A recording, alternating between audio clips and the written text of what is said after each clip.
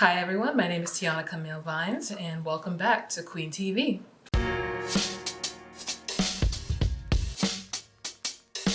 So, this is our Falcon and Winter Soldier video. Definitely probably going to be up tomorrow. I'm recording it, you guys, it's happening. Boom. This video is about my theories to the Falcon and Winter Soldier TV show that finished about 2 months ago now, I think. Maybe a month ago. My timeline's a bit off. Let's just get right into it. So, first off, as much as I hate to admit it, I have to say this show, it disappointed me.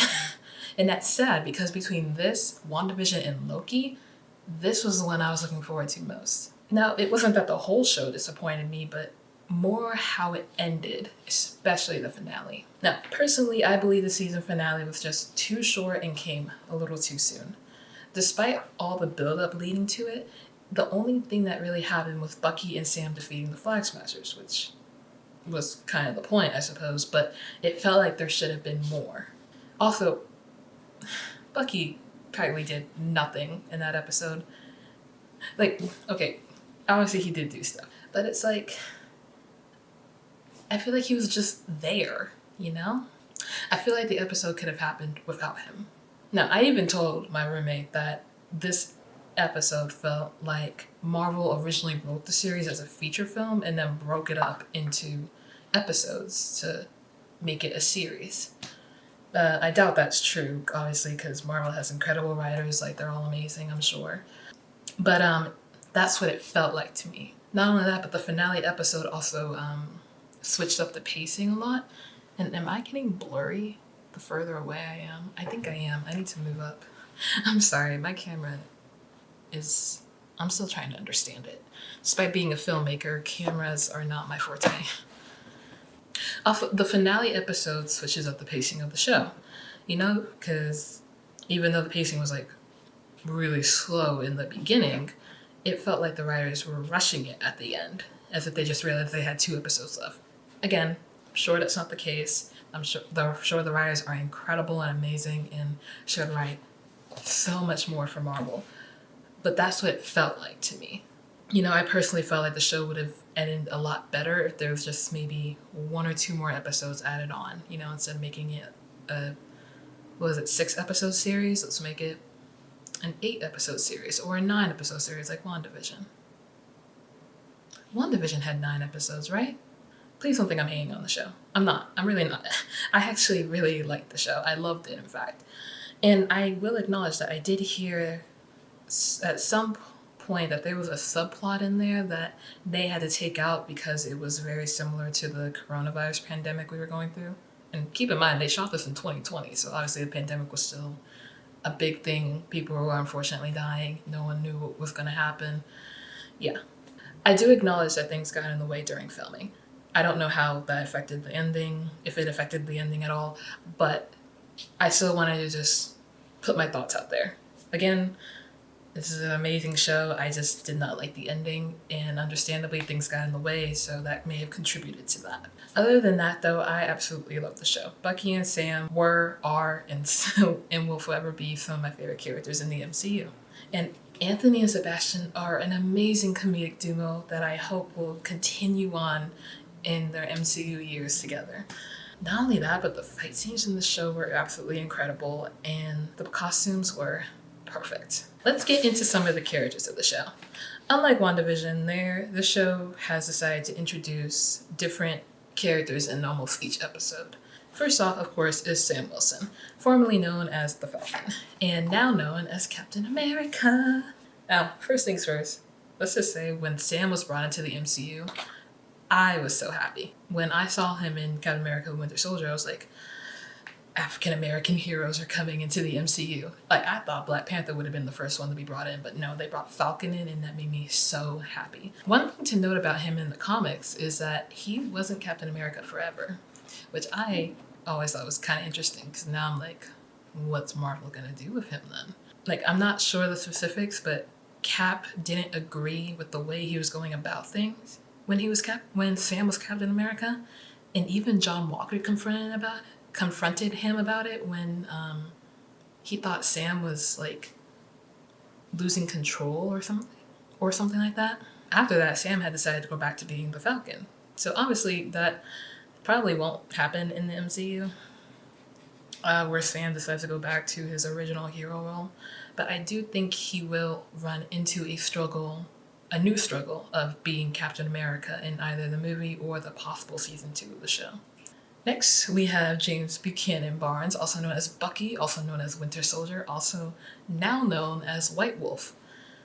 For anyone who doesn't know, White Wolf is a Caucasian man in the comics whose real name is Hunter. Now, Hunter was adopted by King T'Chaka before kind of being pushed aside when T'Challa was born. He then became the leader of, I'm gonna say this wrong, Hatut Ziraze. I apologize if I said that completely wrong. But he became the leader of that, which means Dogs of War, which is basically Wakanda's military police. Now, is Bucky going to become White Wolf? Possible. I mean, after all, he's still trying to repent from his sins, gain a new life despite his horrible past as the Winter Soldier. I would not be surprised if this is a new identity he now decides to go by, even though he's no longer in Wakanda, because remember, he was only called White Wolf while in Wakanda. So, I don't know. Maybe he'll take on that moniker later on down the line. Something else I thought was interesting in the comics is that after Nick Fury was forced to take on the role of the Watcher, Bucky replaced him, as the director somewhat of S.H.I.E.L.D., not actually as the director of S.H.I.E.L.D., but he replaced his role in the comics. He replaced what Fury always did, if that makes sense. But he replaced him and had formed a new team of the Thunderbolts. I only mention this because you will hear the Thunderbolts again in this video, so stay tuned for that. Moving on, next we have John Walker, formerly known as Captain America, now known as the US Agent. I really did not like this guy, I'm sorry. Which is funny because I love the actor. You know, he killed this role. Anyway, so since I'm sure everyone kind of looked him up, I'm not going to say much on him. In the comics, he was one of the people who took up the Captain America mantle only to later resign it and become the US Agent. However, it's noted that he fought alongside the Avengers at the end of what's known as the Dark Reign, which is basically when Norman Osborn was put into a high power position and everything kind of just went downhill for a lot of heroes. John Walker kind of helped in that conflict as the US Agent, though he did end up losing both his left leg and arm in the conflict, which meant that he can no longer fight, which actually led to him becoming the new warden of the Wrath. After that, he soon bonded with a Venom symbiote and gained a new arm and leg because of that. This makes me wonder if the MCU will make Walker lose his limbs in some kind of upcoming battle, making him the new Warden of the Wrath, since I think the current Warden is Ross. That was never clear to me whether or not he was the Warden of the Wrath or not. I don't know. No, let's move on to Sharon Carter, aka the Power Broker. Guys, I don't like this character. I don't know why. There are certain characters in the MCU I just hate to hate, and I admit this, and she unfortunately is one of them. I liked Peggy Carter more than I liked Sharon Carter. Even though I don't like her, I do find it interesting that she is now known as the Power Broker, because she was kind of always just Agent 13 in the comics and was Steve Lover at some point, which kind of glad they didn't continue down that route after Civil War, because I was not for that pairing. Mainly because Steve loved Peggy, and it's kind of weird that he fell in love with her niece. But I digress. I find it interesting that she's a Power Broker, one, because the Power Broker was an entirely different person in the comics. She had no connections to that. At least I don't think she did.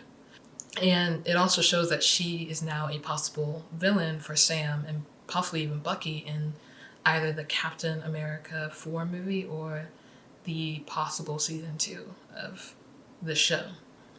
I keep saying there's a possible season 2. I will get more into that, I promise. I did say that she wasn't the power broker in the comics. Like, the power broker was someone else entirely. That was Curtis Jackson at some point in time, and he had formed what's called the Power Broker Inc., which basically sold superhuman strength to its clients, making them the next super soldiers, technically. And even John Walker was one of the clients that got that strength. So it was interesting. Moving on to one of my favorite characters in this series, Baron Zemo. I loved the casting they did for this, and I loved his role in this whole show. Baron Zemo, when he came up in Civil War, he was obviously a character I expected to come back because he was one of Cap's major villains. Him and his, I don't know if it's father or grandfather, because there was like two Baron Zemos, and one was like a Nazi scientist that helped Hydra during World War II, I think. Yes. This Zemo is the son or grandson of that Zemo. Now, in the comics, Zemo had created a supervillain team known as the Masters of Evil. I've seen this team come to life before in Marvel Entertainment stuff with called Avengers: Earth's Mightiest Heroes. If you haven't seen it, I suggest you watch it, but only if you like cartoons, because this was like a cartoon made, I want to say either in the 90s or the early 2000s.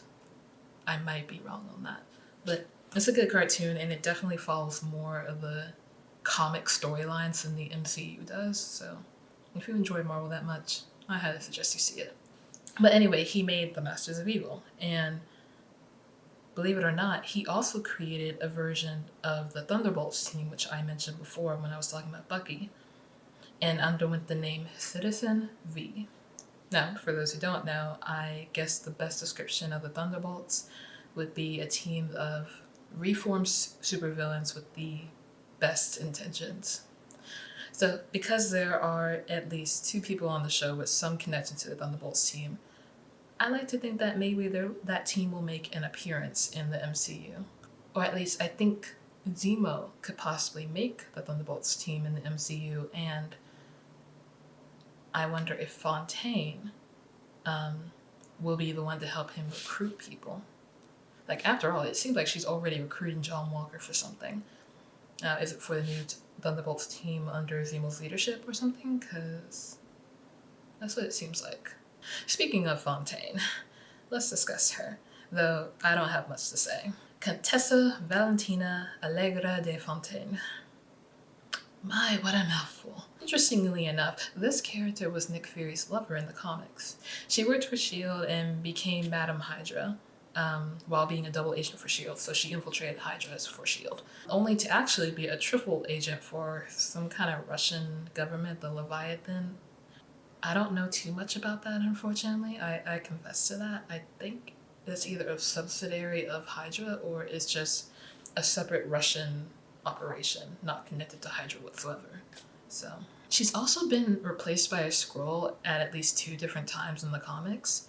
So, since the MCU is leading to this whole secret invasion, which might honestly be a Skrull invasion, though the Skrulls seem to be nice people in the MCU, so I don't know.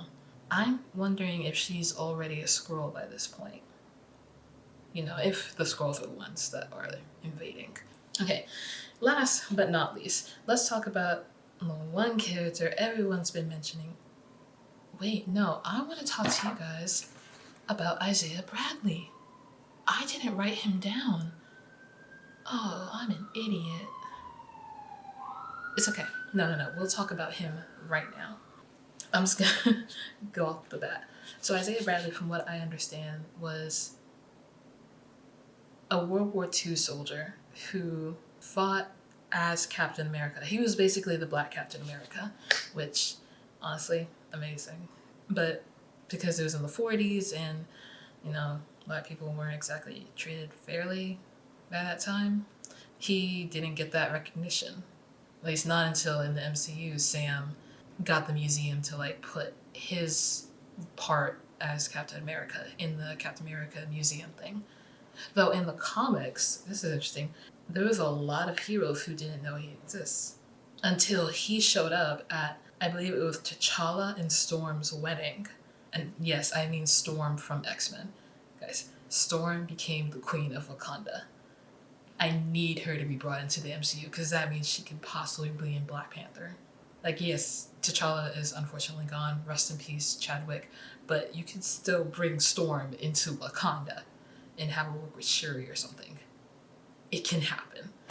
But yes, he showed up at the wedding, and you can see there are heroes who, Caucasian heroes, mind you, who don't recognize him at all and are like, who is he? Because they see their fellow Black heroes reacting to him like he's some kind of celebrity. So only the Black community knew about this guy because, you know, even though he was erased in history, you can't fully erase someone. There's always going to be those certain people that do know about him. So obviously in the show, only Bucky and I think even Hydra knew about Isaiah. I don't know. I think they may have been the only ones who known about it, which I thought was interesting. So like you would think the Black community would know about it, aka Sam, but I guess not. There's also Eli Bradley, and as he goes by in the credits of the show, who is actually Elijah Bradley, who I believe was Young Patriot in the comics and had joined the Young Avengers. So again, another character that was in the Young Avengers. Guys, Young Avengers is going to be a thing. It's happening. It's official. But anyway, I hate that I didn't write him down, but yes, Elijah Bradley and Isaiah Bradley. Very glad Marvel brought them into this because it's honestly kind of a sad story and really shows how history is written by the people that want their version to be known as history. It's like that quote, history is written by the winners, not the losers. Unfortunately, because Isaiah was a Black man in the 40s trying to be Captain America and didn't get his justice, he was forgotten, which is sad. But now, thanks to Sam, he's no longer forgotten, and we're probably going to see Elijah again sometime later in the MCU.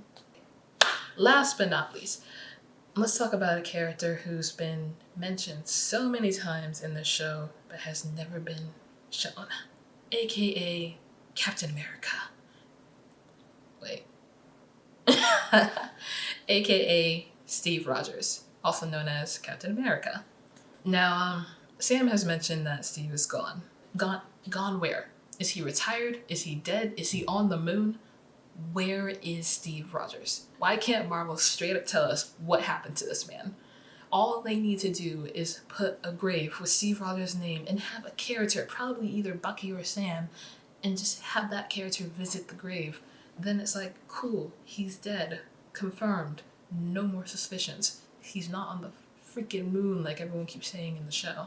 See, now the fact that Marvel didn't do this makes me think that there's a specific reason as to why. Because so far, Marvel has planned every small detail that they've shown us. If that makes sense. Like, if you watch all those Easter egg videos and stuff, you see that Marvel knows what it's doing. It knows where it's heading. So the fact that they didn't even tell us what exactly happened to Steve and are making us assume makes me think that they have a plan for Steve Rogers. But I don't know what that plan is, so I want to accept that Steve is dead. But if for some reason that he's not, I think Marvel could be trying to set up something where we get to see old Steve one more time, or see a Steve from a different reality. I don't know, but I'm getting frustrated not knowing the answer, so if he's dead, just tell us. Now, many people are wondering whether or not there will be a season 2 of the show, while at the same time finding out that a Captain America 4 is definitely in the works. What I think is going to happen is that they will do a Captain America movie first, the Captain America 4 movie, and then depending on how that movie ends, they're going to possibly, this is speculation, but they're going to possibly make a new TV series called Captain America and the Winter Soldier. Because you saw at the very end of the Falcon and Winter Soldier series, the change from Falcon to Captain America. So obviously, there can't be a season 2 of Falcon and Winter Soldier unless Sam decides to go back to being the Falcon, or they let Torres take on that role. Also, I realized I didn't talk about Torres being the Falcon, and I'm sorry about that, but there's not much to say. Torres is the Falcon. In the comics, he takes on the role when Sam becomes Captain America. There. I'm, I'm not as into that character. Like the Falcon itself, I'm just not into that character as much. I liked when Sam became Captain America because it really showed that this was a black man becoming the symbol of America, which was normally known as a Caucasian man with blonde hair and blue eyes. Also, I do believe that the characters we have seen in this show will either be in the film or in some other major Marvel work. Like, we're not done with these characters. I think we'll get to see Sam, Bucky, Sharon, Zemo, Torres, Fontaine, John Walker. We're gonna see all of them again. But along with them, I think we will also get to see America Chavez, who apparently, I didn't know this at first, and she has been casted in Doctor Strange in the Multiverse. So what I think, wait, what's Tobey Maguire's role? Isn't he supposed to be Spider-Man from another Earth where he'll come from? Why isn't that listed? Anyway, that's all I have to say about that. I have to look up that Tobey Maguire thing later because first off, I didn't realize he was in the movie, and secondly, I didn't realize his role wasn't listed. You would think, because everyone's assuming he's Spider-Man and that the Spider-Man were originally going to get together in the next Spider-Man film or whatever, you would think that he'd be listed as Spider-Man because it's like an open secret at this point if he is. Unless Marvel was just like, we're gonna try to keep it a secret for much longer, but everyone's like, guys, we know. He's Spider-Man, we know.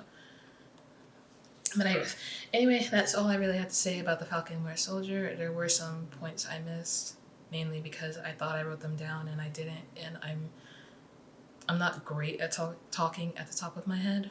I'm just gonna leave it at this. Again, I enjoy the show. I'm glad the show was made, and I cannot wait to see what will happen afterwards. Now, my next video, I'm actually going to be recording today as well, after I eat some lunch, is my Loki trailers video. So it was me theorizing what's going to happen because of from all the Loki trailers. That's it.